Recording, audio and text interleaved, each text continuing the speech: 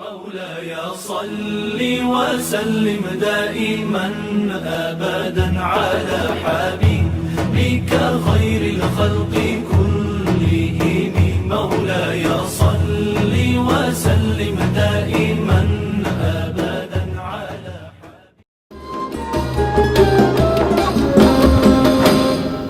Assalamualaikum warahmatullahi wabarakatuh.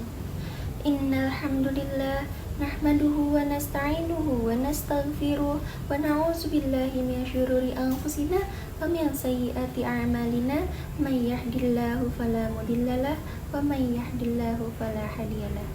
Asyhadu an la ilaha illallah wahdahu la syarikalah wa asyhadu anna Muhammadan abduhu wa rasuluh.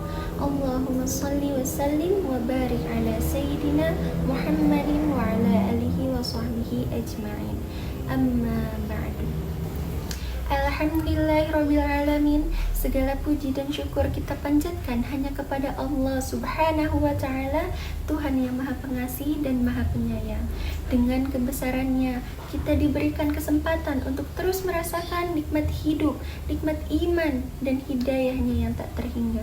Setiap detik yang kita jalani adalah bukti cintanya yang tak terbatas, dan setiap nafas yang kita hirup adalah karunia-Nya yang penuh berkah. Salawat dan juga salam semoga senantiasa tercurahkan kepada junjungan kita, baginda Nabi Muhammad SAW, yang menjadi cahaya petunjuk kegelapan. Beliau adalah teladan sempurna yang mengajarkan kita untuk hidup dengan penuh kebijaksanaan, kesabaran, dan kasih sayang.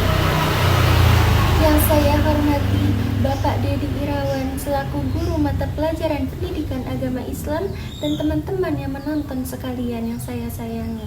Tema ceramah kali ini ialah Amar Ma'ruf Nahi Munkar, dan dalam kesempatan ini izinkan saya sedikit menyampaikan ceramah yang berjudul Kembali kepada Allah, Taubat Pengampunan di Bulan Ramadan. Kita sebagai manusia tentunya tidak luput dari yang namanya kesalahan, baik itu kita dalam keadaan sadar maupun tidak sadar. Dan biasanya kita seringkali lupa atau tidak tahu bahwa perbuatan yang kita lakukan itu adalah perbuatan maksiat kepada Allah Subhanahu wa ta'ala. Salah satu nama lain Ramadan adalah Syahrut Taubah, Ramadan bulan taubat. Sebab Ramadan memang momentum yang tepat untuk bertaubat. Dan dari Abu Hurairah radhiyallahu anhu, ia berkata, Rasulullah sallallahu alaihi wasallam bersabda, "Rahima alfu abdi au ba'da dakhala alaihi Ramadanu falam yughfarlah." Celakalah seorang hamba yang mendapati bulan Ramadan, kemudian Ramadan berlalu dalam keadaan dosa-dosanya belum diampuni. Hadis riwayat Ahmad. Inilah bulan Ramadan, bulan penuh berkah dan kebaikan.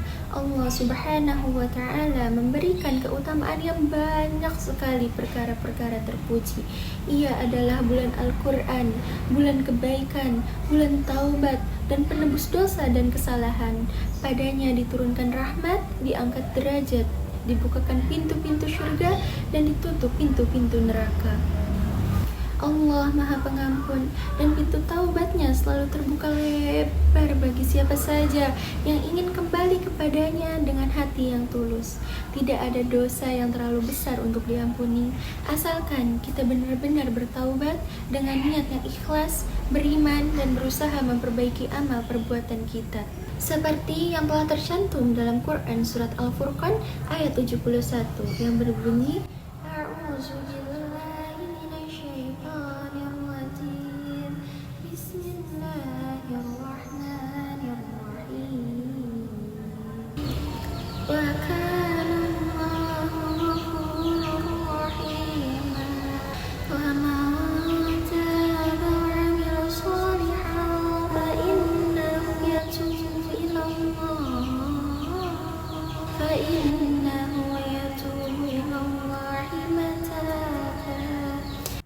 yang artinya siapa yang bertobat dan beramal soleh, sesungguhnya dia bertobat kepada Allah dengan tobat yang sebenarnya.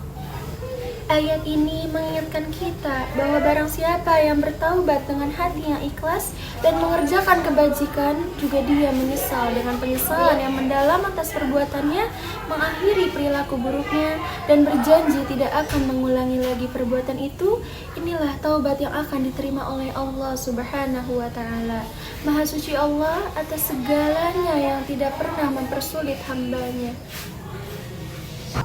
Jika dahulu seseorang berbuat baik namun tertutup dengan satu kesalahan atau satu kejelekan dan kejahatan, lalu ia bertaubat, maka kebaikan yang ia lakukan di masa lalu akan kembali. Rasulullah SAW pernah mengatakan bahwa ketika kita masuk ke dalam Islam, maka kebaikan yang pernah kita lakukan di masa lalu dicatat sebagai kebaikan. Hadis riwayat Bukhari dan hadis riwayat Muslim.